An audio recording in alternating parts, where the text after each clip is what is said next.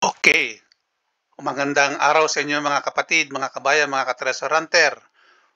Magandang pinagpalang araw na naman sa atin mga kasama mga kapatid. Meron na naman tayong isang kaibigan na nagpadala ng kanyang, natagpuang bato sa kanyang lupain sa isang lugar sa atin sa gawing Mindanao na 'yan. Itong kanyang, bato na pinadala ay napakaganda at sure hit ito kaibigan. Tandaan mong mabuti at panoorin mong mabuti ang ating pagre-record nitong iyong pinadalang bato na ito. Ito kaibigan, ang iyong pinadalang bato na ito ay isang tunay na hinahanap ng mga treasure hunter. Dahil ang ang nakasulat dito ay isang tunay na katulad nito. Umpisahan natin dito sa letter C na ito sa side view ng bato na pinadala mo yan. Yan, diretso yung biyak na yan. Ang ibig sabihin niyan, yung letter C na yan, ay stone. Siya yung lumalabas na para sa kanang isang lumalabas na siya yung ibig sabihin, siya yung bato. Siya, kumbaga, siya ito, siya yan. Yung kana yan. Yung letter C na nagkuka na ito na letter C na ito, siya nagpapatunay na siya yung bato. At yung butas na ito, kapatid, ito. Yan naman ang nagsasign sa iyo na may item sa bato na ito.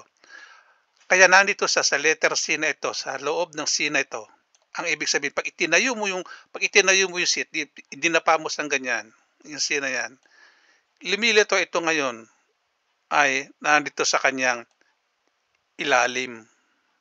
Nandito sa ilalim niya, yung item na ito kay patid. At saka pala, kaibigan, meron siyang giveaway na maliit na pinakikita, nagkukan din dito.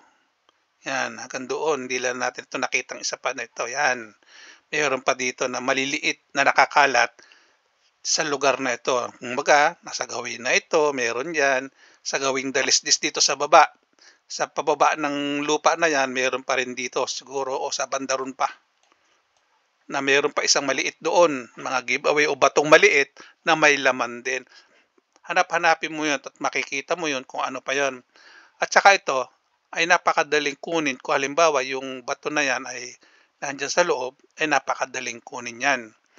At napakadaling hanapin kung nasaan dahil nandito na, nakasulat na rito sa bato na ito kung nasaan siya. Nandito siya sa gawing ibaba. Kung magmula dito sa bato na yan, humukay kayo ng mga 1 metro lang ang layo sa bato na yan. Hanggang bewang, tesdig. Isa't kalahating metro at nakakakita ka na dyan ng sign na ibig sabihin ng sign na yon na dukutin nyo sa ilalim ng bato. Kaya ang paghuhukay dyan sa bato na hindi buo lahat. Halos gigitaan mo lang yung bato na yon para makuha mo yung item sa loob. Fidel Pascual, PR, HQ3-9F-Jack 3.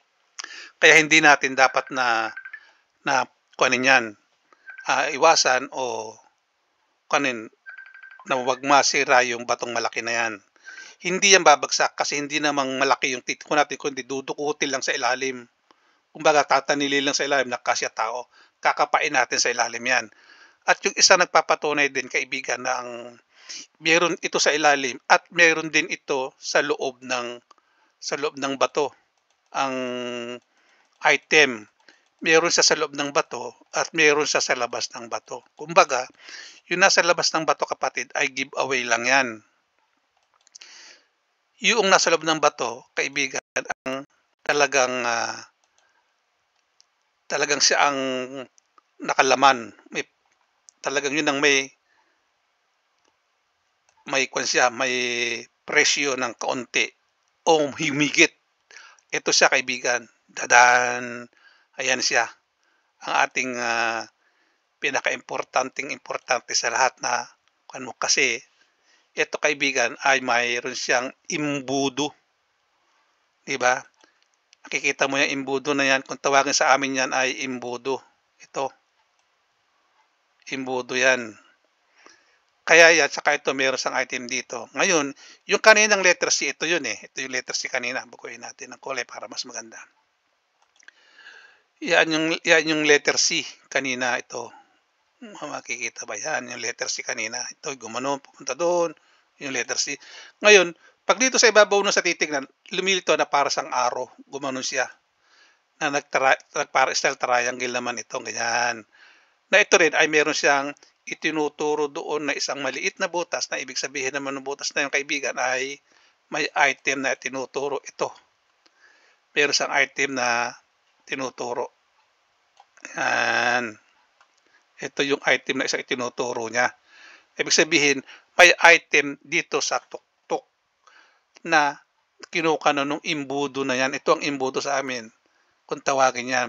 Ang imbudo, ito ang salukan ng tubig at meron siyang isang butas pa doon na parang straw na papasok doon sa loob. Gumanon kasi yan eh. Kumbaga yan, gumanon. Yan. Pasang gumanon. Tapos yung butas na yung sa gitna na yon ay yun yung pinaka-straw papunta ro sa loob. Kaya may straw na papunta sa loob na kailangan pasukan ng tubig kasi meron siyang pinilalamig dito sa loob, sa parting loob na yan, kung saan meron siyang bagay na pinilalamig dyan na kailangan malagay ng tubig isang beses sa loob ng isang taon. Siguro naman kung mga kabuti isang linggong ulan yan eh, mapupuno niya yan kasi yan, may box yan sa loob.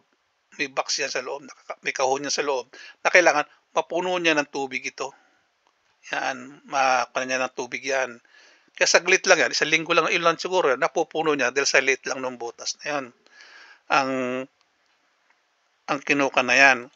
At yung kagandahan kasi dito kaibigan, doon sa pinadadala mong bato na to, na nasa sure natin na may laman siya, ay yung tinatawag namin sa bayan namin na pagsikapan mo at ibibigay sa iyo.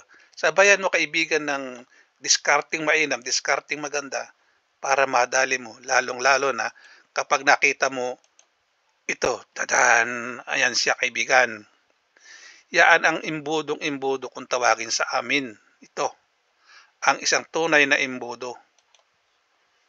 Napakaganda at napaka-ayos ng pagkakaimbudo niya ito.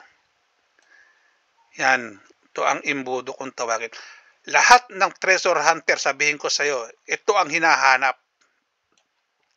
Ito ang pinaka-importante sa kanila, itong sign na natagpuan mo na ito. 100% daw may laman ang loob ng bato na ito. Yan. Tapos kaibigan, ang isa pang nagpapatunay yan ay may laman. Ang laman yan kaibigan na ito. May box sa loob. Box ang nakalaman dyan sa loob. Ayan. Yan ang nagpapatunay na may laman sa loob na kahon sa loob.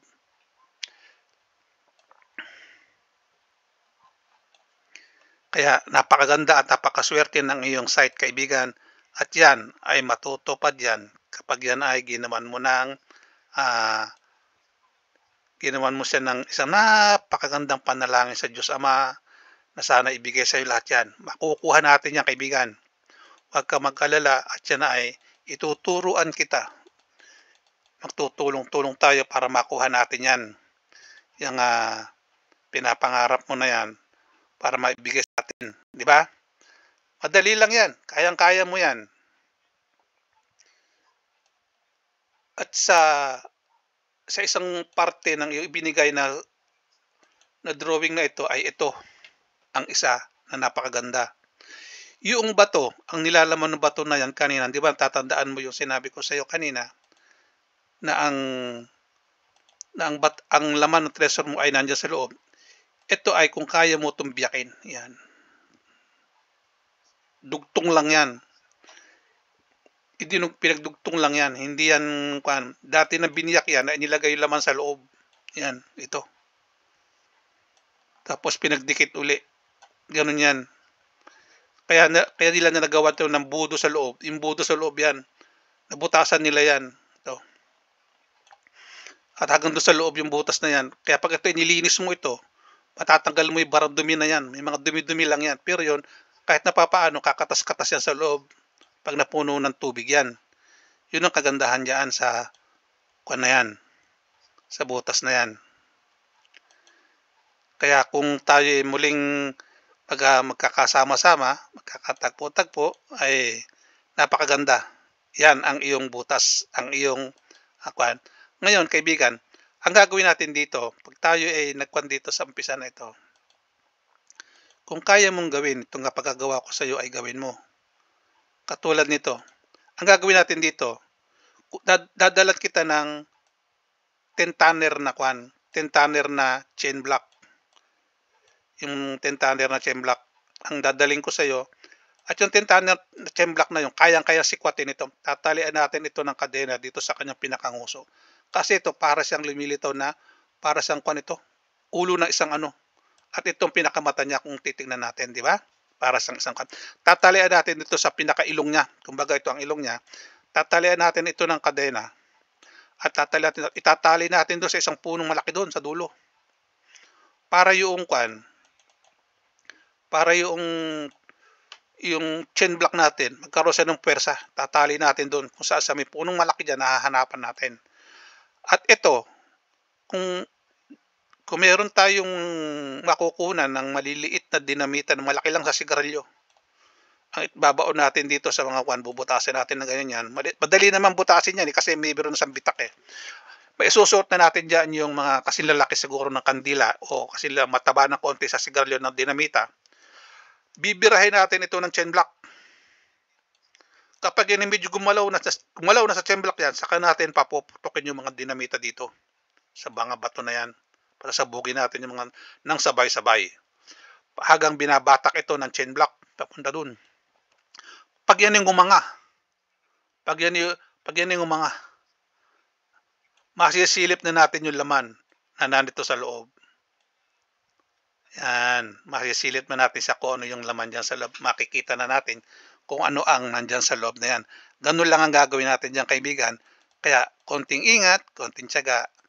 At kung makapag-iintay ka, intayin mo ko at ituturo ko sa inyo kung paano. Kasi meron akong 10 tanner na chain block na pinasikwat ko noon doon sa katre-katre batong malaki noon. Kayang-kaya yung ganyang kalalaking bato. Hindi naman siguro higit sa 10 tonelada ang laman itong bato na ito. Kayang-kaya sikwatin yan. Kasi ito, dikit na lang ito. Inulit na lang yan, idinikit siguro ito. Yan bato na yan. Kaya kayang-kaya nating ulit-ulitin na sikwat-sikwatin yan. Ito. Hindi tayo mahihirapan yan kaibigan.